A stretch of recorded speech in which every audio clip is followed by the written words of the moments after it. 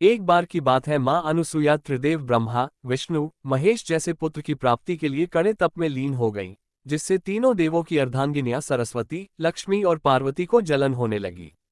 तीनों ने अपनी पतियों से कहा कि वे भूलोक जाएं और वहां जाकर देवी अनुसुईया की परीक्षा लें। ब्रह्मा, विष्णु और महेश सन्यासियों के वेश में अपनी जीवन संगिनियों के कहने पर देवी अनुसुईया की तप की परीक्षा लेने के लिए पृथ्वी लोक चले गए।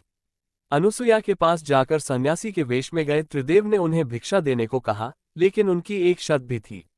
अनुसुईया के पतित्व की परीक्षा लेने के लिए त्रिदेव ने उनसे कहा कि वह भिक्षा मांगने आए हैं, लेकिन उन्हें भिक्षा उनके सामान्य रूप में नहीं बल्कि अनुसुईया की नग्न अवस्था में चाहिए।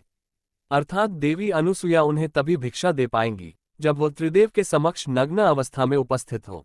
त्रिदेव की ये बात सुनकर अनुसुईया पहले तो हड़बड़ा गई, लेकिन फिर थोड़ा संभलकर उन्होंने मंत्र का जाप कर अभिमंत्रित जल उन तीनों सन्यासियों पर डाला।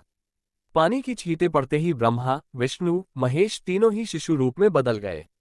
शिशु रूप लेने के बाद अनुसुईया ने उन्हें भिक्षा के रूप में स्तनपान करवाया। ब्रह्मा, विष्णु, महेश के स्वर्ग वापस न लौट पाने की वजह से उनकी पत्नियां चिंतित हो गईं और स्वयं देवी अनुसुईया के पास आए। सरस्वती, लक्ष्मी, पार्वती ने उनसे आग्रह किया कि वे उन्हें उनके पति सौंप दें।